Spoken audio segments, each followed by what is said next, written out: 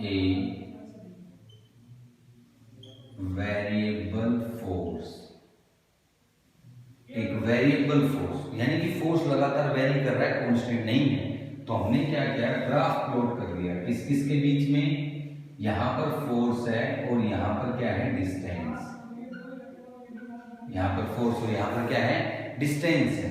और फोर्स और डिस्टेंस कि भाई जैसे जैसे हमारे पास फोर्स लगा और फोर्स की वैल्यू ये आ गई, कांस्टेंट नहीं है ना, पहले ज्यादा फिर कम, ये फोर्स था और डिस्टेंस बॉडी ने मूव कर ली। तो इसके लिए वर्क डन कैसे फाइंड आउट करेंगे, W is equal to F dot D S, multiplication.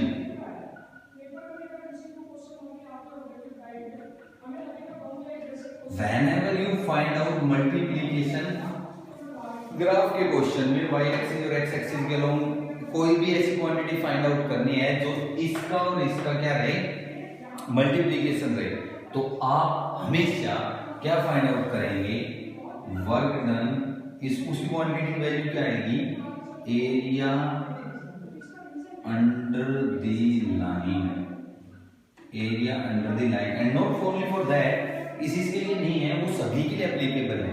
जब जब मल्टीप्लिकेशन का केस आएगा आप हमेशा क्या फाइंड आउट करेंगे, एरिया अंडर द लाइन। तो आप ये एरिया फाइंड आउट कर देंगे, ये वाला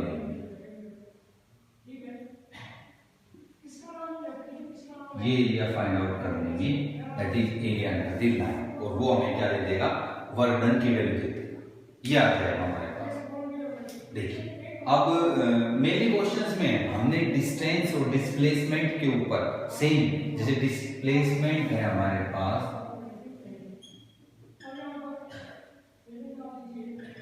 डिस्प्लेसमेंट और टाइम के बीच में, टाइम नहीं, इसको आप ऐसे लिखो, वेलोसिटी, वेलोसिटी और टाइम के बीच में ग्राफ दिया है, लेट्स सपोज ये दिया है, और उसमें डिस्प्लेसमेंट पूछी है, डिस्प्लेसमेंट पूछी है, तो वेलोसिटी इनटू में टाइम, तो भी इसमें क्या फाइंड आउट करेंगे हम, ये वाला area, area under the line, क्योंकि यहां पर क्या है, मल्टीप्लीकेशन।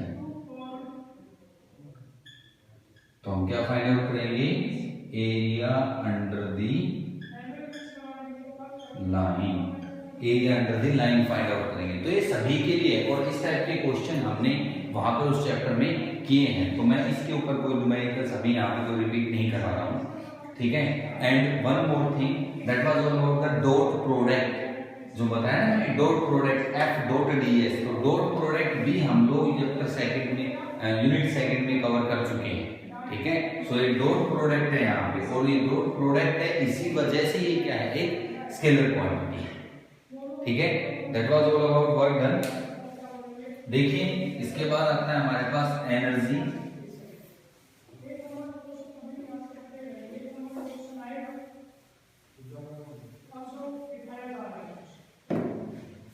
इसके बाद क्या आता है हमारे पास,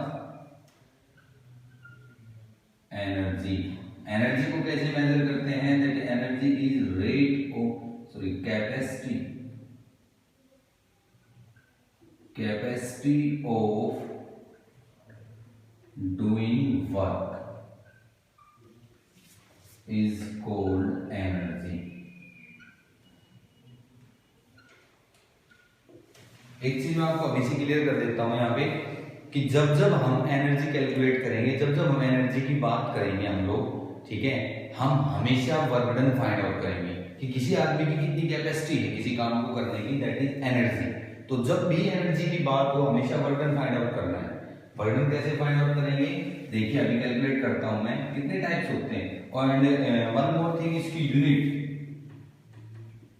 आती है, that is also equal to joule, और सीजीएस सिस्टम में अर्थ। And dimension formula, dimension formula कितना आएगा हमारे पास, वही फोर्स इनटू में डिस्प्लेसमेंट F, तो m1L1T - 2, ये आएगा हमारे पास फोर्स, और डिस्प्लेसमेंट का L, यानी कि m1L2T - 2, same as work done, work done, work done के इक्वल आता है। टाइप्स ऑफ एनर्जी, कितने टाइप्स ऑफ हम यहाँ पे पढ़ रहे हैं सिर्फ मैकेनिकल एनर्जी के बारे में। एनर्जी काफी सारी फॉर्म्स हैं, हीट एनर्जी, न्यूक्लियर एनर्जी है, हम यहाँ पे सिर्फ मैकेनिकल एनर्जी के बारे में पढ़ रहे हैं। Types of mechanical energy. Number 1 क्या आती है?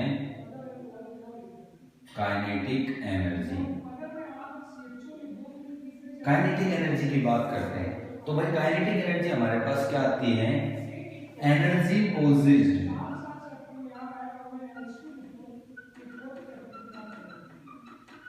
possessed by a body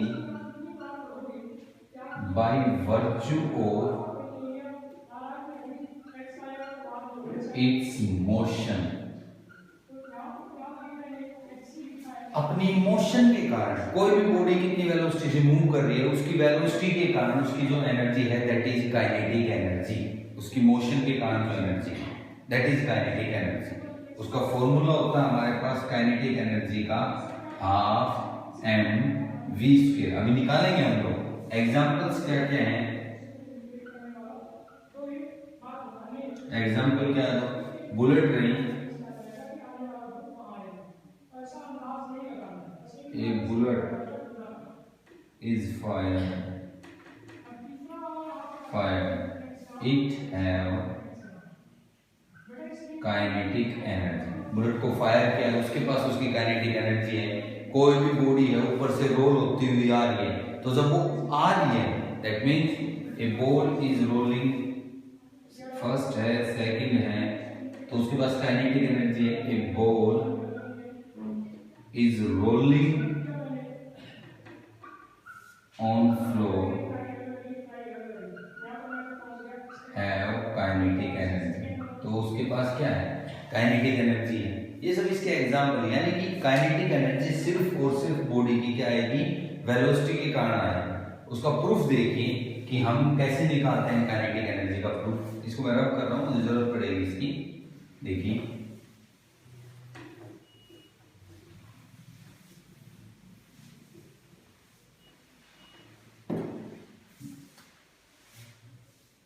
proof,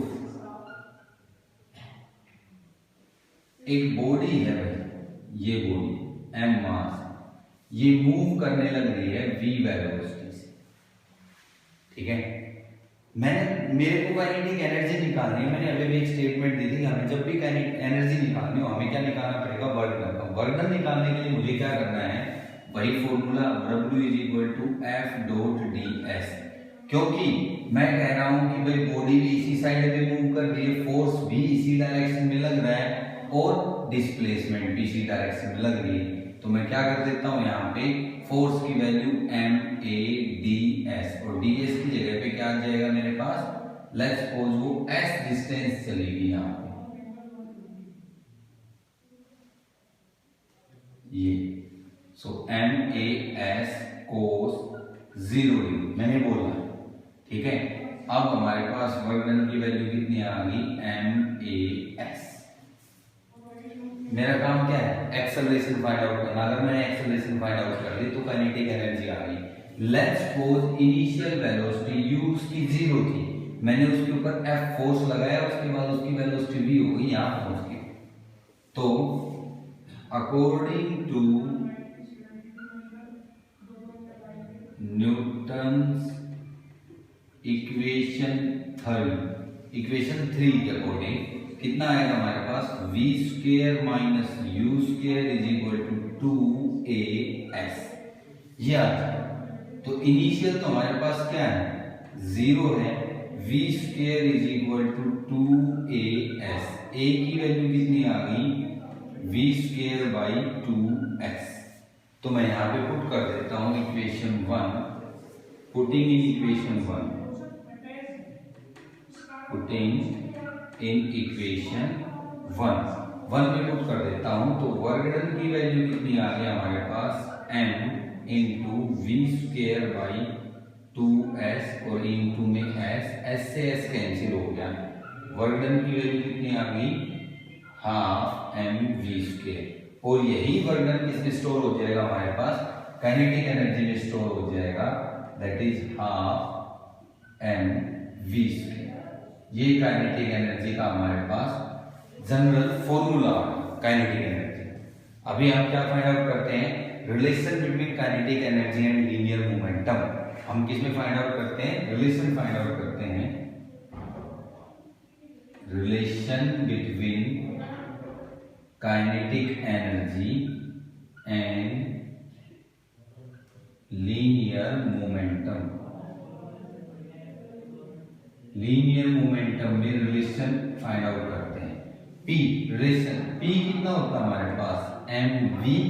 kinetic energy की वैल्यू कितनी है, half M V square. Kinetic energy की वैल्यू कितनी है, हाफ एम वी स्क्वायर। मैं क्या करता हूं, m से मल्टीप्लाई करता हूं, m से डिवाइड कर देता हूं।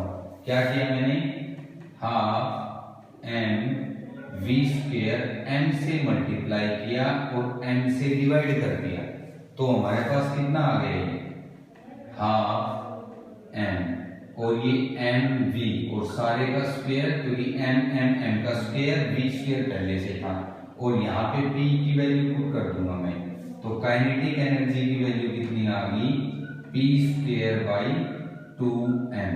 काइनेटिक एनर्जी की वैल्यू कितनी आ गई, p स्क्वायर बाई 2m। यहाँ पर p क्या है, लीनियर मोमेंटम है p, और m क्या है, बॉडी का मास है। तो काइनेटिक एनर्जी और लीनियर मोमेंटम के बीच में रिलेशन आ गया हमारे पास। देख लीजिए एक बार इसको,